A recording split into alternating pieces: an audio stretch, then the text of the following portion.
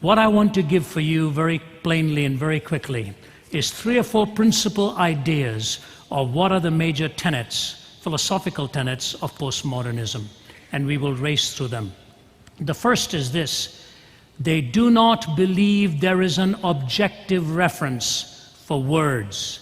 There is no reference for words of a language. So please listen to their own definition here very carefully. It is based on an epistemology that holds to a limitless instability of words, on an epistemology, a truth basis that holds to the limitless instability of words. Texts are stripped of their meaning and words are given no point of reference. There is a limitless instability in language. Words do not have a point of reference. You have your point of reference for language, I have my point of reference, and so the ground is always shifting in speech and in thought and in any form of propositional truth. Fascinatingly, Paul de Man, one of the spokespersons for trying to sustain this point, of all places he goes to Archie Bunker.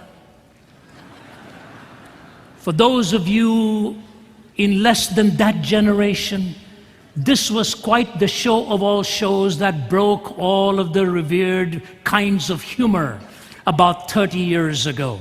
So Archie Bunker, what was his name? Carol O'Connor and Gene Stapleton, Archie Bunker and Edith Bunker. He was sort of the quintessential right-wing snob who bullied his wife and bullied everybody else and sneered at everyone else.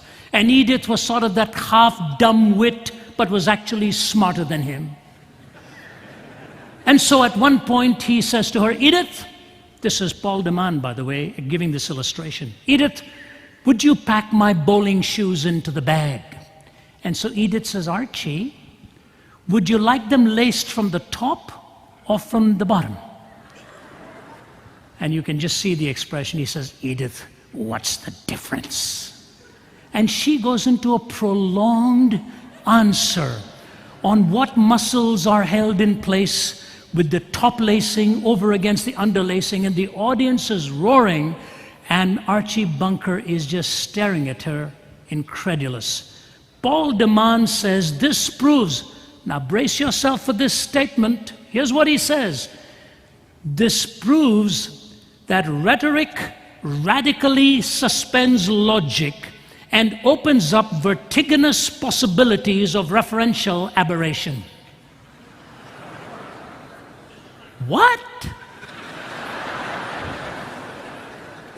That rhetoric radically suspends logic and opens up vertiginous possibility of referential aberration. What he's really saying is, it takes you to dizzying heights of meaninglessness.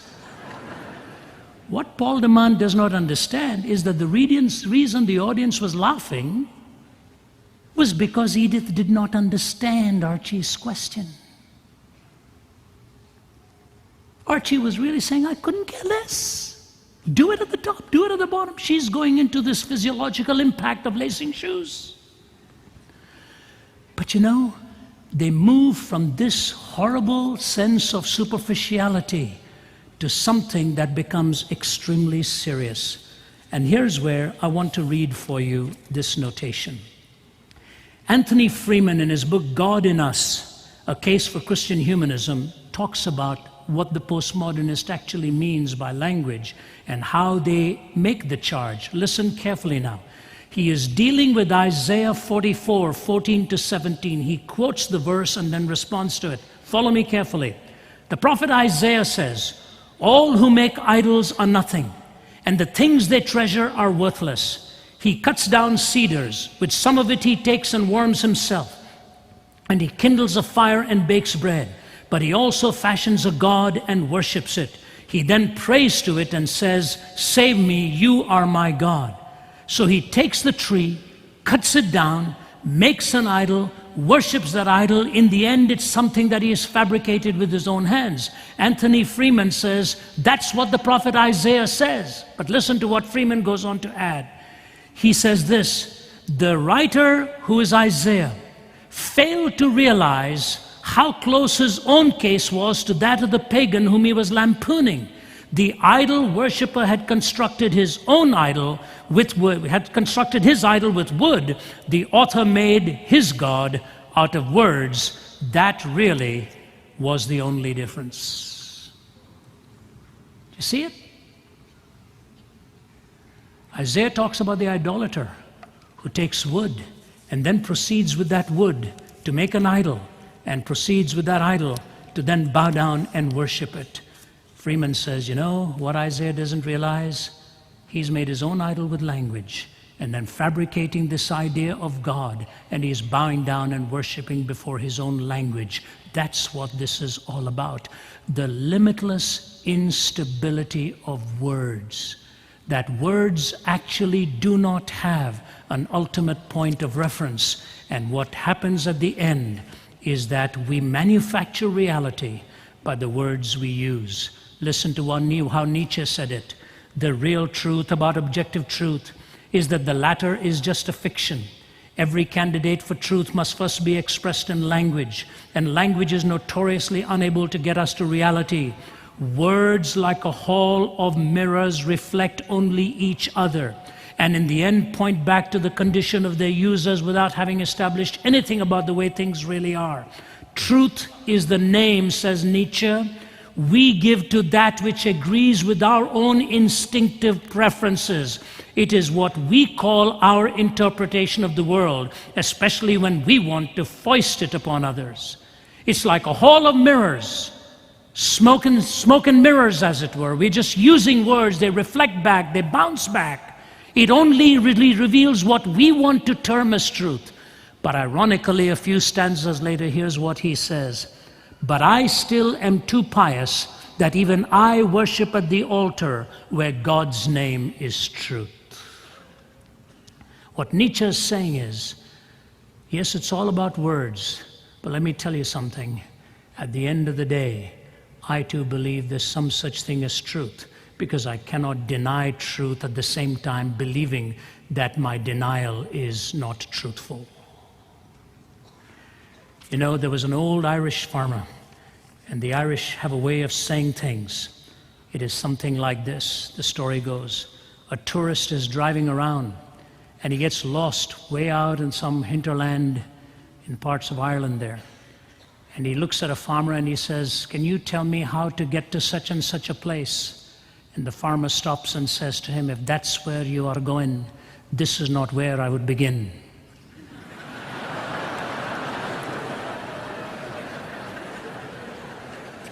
If postmodernism wants to end up with autonomy, this is not where to begin. But this is where they begin.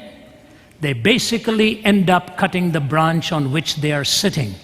They are talking about the limitless instability of words, but they use words and words and words and words and words, telling us that their philosophy is actually quite stable because they are explaining it so thoroughly. So the first point is basically there is no point of reference for words. Secondly, there are no laws of logic which we should be seen as superintending or governing our discourse. No indubitable laws of logic. The laws of logic are cerebral. They are sort of ways in which we construct our own Western world or Eastern world. There are actually no laws of logic that are undeniable. Now, the truth of the matter is, ladies and gentlemen, when you go to the laws of logic, there are fundamentally four. There are many subsets under these, but fundamentally there are four. One is the law of identity. When you have identified something as A, you're not talking about non-A. The second is the law of non-contradiction. The third is the law of the excluded middle, which basically means just because two things have one thing in common does not mean that they have everything in common. And fourth is the law of rational inference. The law of identity, the law of non-contradiction, the law of the excluded middle, and the law of rational inference. These are the four fundamental laws of logic which we assume or are subsumed in our discourse. But the postmodern thinkers logically want to argue that logic doesn't really work. They want to debunk this notion of logic. What fascinates me, absolutely fascinates me, when I became a Christian in the 60s, and I would start visiting campuses and so on, they would ask me for reasons why I have become a Christian. And I remember struggling sometimes to answer their questions. And so I made it a pursuit of my life to study the relevant answers to such honest questioners. Now when you give the same answers, do you know what they say to you? This thing's too rational. There's too much of logic involved in all of this. The moment they've been beaten at their own game, they want to change the rules and the terms of engagement. This is precisely what's happened in our university campuses. The law of non-contradiction is being jettisoned and denied. When I finished a talk at the University of Iowa, a student ran to the microphone, she cupped her hands and shouted out at me. William Lane Craig and I were doing some open forums out there together. The place was packed. And she looked at me and shouted out, "Who ever told you that our answers to life needed to be coherent?" Where did you get this from? Is this not another Western way of foisting its worldview upon others?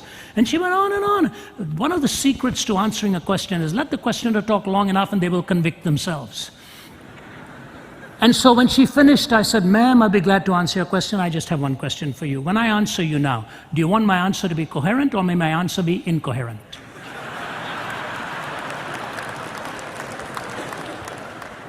And the audience roared, and I said, "You know what?" I said, "Hold that laughter." I said, "I really want to know where she's coming from. Is she comfortable with contradiction only in herself? Or is she comfortable in contradiction with any counter-perspectives as well?" You may have heard this, so forgive me for repeating it if it's familiar too, but this happened years ago, and then I'll move to my next couple of points. It was in Santa Barbara, California. It was in the 1980s or so. And I was dealing with a series of talks on why I believe Jesus Christ to be the only way to God. And a professor of philosophy, an American gentleman, came up to the front and said to me, "I want you to do me a favor. I want you to deal with the subject why you're not a Hindu," he said. He said, "Because I have become a Hindu." I said, "Well, I'd be interested in hearing why you have," and so on and so forth. I said, "This is fascinating." He said, No, you don't need to hear that. I want to hear from you why you're not one." I said, "You want me to take a whole talk on that?" He said, "Yeah." I said, "No, I don't want to do that." I said, "You know, I learned a long time ago when you throw mud at others, not only do you lose a lot of ground, but you also get your hands dirty." He didn't find that funny. He just looked at it and looked at me and he said, No, I want to take you on. He said, "You know what? I'll challenge you. You speak on why you're not a follower of that worldview. I'll bring my whole class on philosophy and we'll rip you apart at the end of it." I said, "That's supposed to be an inviting feeling for me?" I said, "Look, I'll make a deal with you. Let's go out for lunch." And I gave him my famous line, "You pay, I'll pray, and we'll have a good time together." I said, "I don't want to impress your students. I don't want you to impress anybody else. It's just you and me." He said, "Can I bring the professor of psychology with me?" I've always wondered why he wanted to do that. Whether we were going to be two subjects under scrutiny or study or what. I said, "I'm happy for you to bring him, but you and I are going to talk, not him. Just you and I." He said, "Okay." So we went out for lunch and he began his long discourse with his opening line, which was flawed. He began by saying to me, "There are two kinds of logic." Actually, there are many more, but you don't stop a person that quickly. So I said, "Keep going." And he said, "There are two kinds of logic." And he said, "Ravi, the kinds of logic are these. One is the law of non-contradiction, the either-or system of logic. If an affirmation is made, an assertion is made, you say it is either this or that, not both of these." And he gave several illustrations on this. He said the problem with that either-or non-contradictory type of logical system is that it's a Western way of thinking. I said, "No, it's not." He said, "Yes, it is." I said, "No, it's not." He said, "Yes, it is." I said, "No, it's not." He said, "Yes, it is." I said, "Keep moving on then." He said there is a second kind of logic, that is the dialectical system of logic, both this and that. He said if you look at a systematic treatment of Eastern philosophy, you ask one person, "Is God personal?" He says yes. You ask the other person, "Is God personal?" He says no. You ask a third person who's right, he'll say both of them. He says because the Easterner does not worry about contradiction. It's the dialectical system of Hegel and Marx and on and on. And he went and he said, the dialectical both hand is an Eastern way of thinking. I said, "No, it isn't." He said, "Yes, it is." I said, "No, it's not." He said, "Yes, it is." I said, "No, it isn't." He said, "Yes, it is." I said, "Move on." So it established these two propositions. The either-or system of the law of non-contradiction is a Western way of thinking. The both-and dialectical system is an Eastern way of thinking. He drew his conclusion now. What you really need to do, Ravi, when you're studying Eastern philosophies, rather than saying that you've dismissed it because of systemic contradiction, is to say, but this is the way we think in the East, so it's okay. You should not worry about contradiction. They don't. He said, your problem is you're studying the Eastern religion as a Westerner. The irony of this conversation was this was a Westerner telling me that. I said, okay. I said, sir, I just have one question for you. Because by now he'd used up all of his placemats and everything. And he'd drawn on everything. We'd finished our lunch, the psychologist and I. His was sitting congealed in front of him. So I said, I just have one question for you. What you're telling me, sir, is that when I'm studying Eastern philosophy, I either use the both-and system of logic or nothing else. Is that right? That I either use the both-and system or nothing else. Is that right? He just picked up his knife and fork. He put it down. And God is my witness. Here's what he says to me. The either-or does seem to emerge, doesn't it?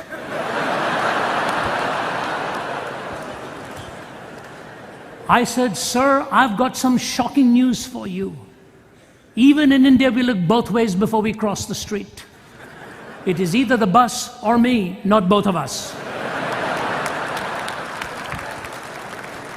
I said, and you've got your facts wrong. Shankara, the leading proponent of monism, of the Hindu kind, was an either-or believer. He believed in the law of non-contradiction. Gautama Buddha was born a Hindu. He rejected Hinduism and became and founded Buddhism because he subscribed to the law of non-contradiction. Muhammad very clearly subscribed to the law of non-contradiction. The question is whether those systems are true or not, standing up to their own tests by their own leading protagonists. I said, you know what? You spent the last hour using the law of non-contradiction with which to debunk it. You were telling me either I use your system or nothing else. When I told my brother-in-law this, was a Hindu convert, he said to me, he said, that's funny. He said, you're an evangelist, I'm an expositor. You go for the jugular, I go for the defense. He said, if he'd said that to me, I would have said, if both hand is all that you crack it up to be, why can't I use both the both hand and the either or? It's a kinder, gentler version of what I've just said to you. But when you look at postmodernity, no ontic referent for language, no objective place for logic. Thirdly, you move very quickly. There are no boundaries for meaning. An overarching story. So they debunk words, they debunk logic, they debunk meaning, and they debunk the meta-narrative. There is no overarching story. You know, I was born and raised in India. And some time ago, my wife began to do a family tree study of my own life. She talked to one of my aunts who'd lived to be 103. My wife comes from Canada. And she said, I want to know a little bit about Ravi's background and family. And page after page was written and written and written, and then I sent one to all of my brothers and sisters. We could only get back about 7 generations. How wonderful it is to know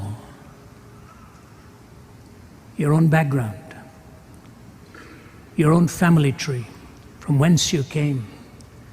Think about being in this world and knowing nothing about its origin, knowing nothing about why you're here, knowing nothing about language, knowing nothing about meaning, knowing nothing about the story of why this world is meant to be. There's no meta-narrative. There's no overarching story. And ladies and gentlemen, von Schlegel years ago wrote a play about an audience sitting in an arena, in an auditorium, looking at a platform, waiting and waiting. The curtain rises.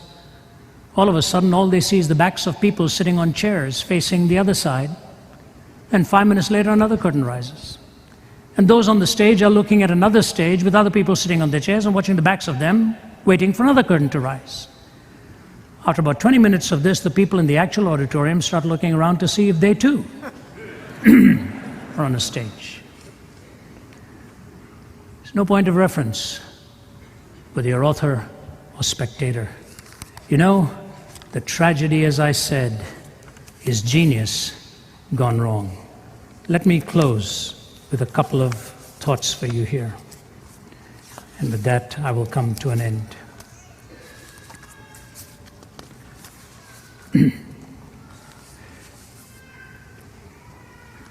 Well, Sam, will you tell me the parable of the Good Samaritan? This is a young ordinand about to get his first interview. Yes, sir, I will, sir. Gladly I will. Once there was this man traveling from Jerusalem to Jericho, and he fell among thorns, and the thorns sprang up and choked him. And as he went on his way, he didn't have no money. And there he met the Queen of Sheba. And she gave him 1,000 talents and 100 changes of raiment. And he got into a chariot and drove furiously. And when he was driving under a big juniper tree, his hair got caught on the limb of that tree. And he hung there many days, and the ravens brought him food to eat and water to drink. And he ate 5,000 loaves of bread and 2 fishes. One night when he was hanging there asleep, his wife Delilah come along and cut off his hair. And he dropped and fell on stony ground. But he got up and went on, and it began to rain. And it rained and rained 40 days and 40 nights. And he hid himself in a cave, and he lived on locusts and wild honey. Then he went on till he met a servant who said, "Come take supper at my house." And he made excuse and said, "No, I won't. I have married a wife and can't go."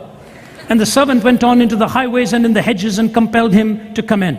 After supper he went on and came down there to Jericho.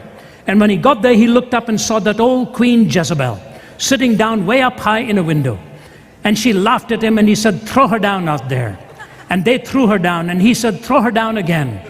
And they threw her down 70 times 7. And of the fragments that remained, they picked up 12 basketsfuls, besides women and children. And they said, "Blessed are the peacemakers," P-I-E-C-E.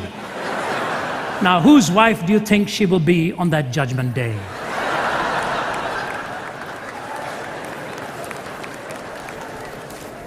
It's a brilliant story, but it's not the story of the Good Samaritan. He didn't get the job. Do you know the story of the gospel? Tell me the story of Jesus. Write on my heart every word. Tell me that story so simple, sweetest that ever was heard. Tell how the angels, heaven, sang as they welcomed his word. Tell me the story of Jesus. Write on my heart every word. She says, whisper it in my ear till I can see his love. Fanny Crosby, a blind woman. There's a story to be told. There's a story that's messed up, and geniuses are leading our world astray. Take to the word, take to his reason, find his meaning, and tell his story well. There are many who are waiting to hear good news. Postmodernism was bad news. God bless you. Thank you very much.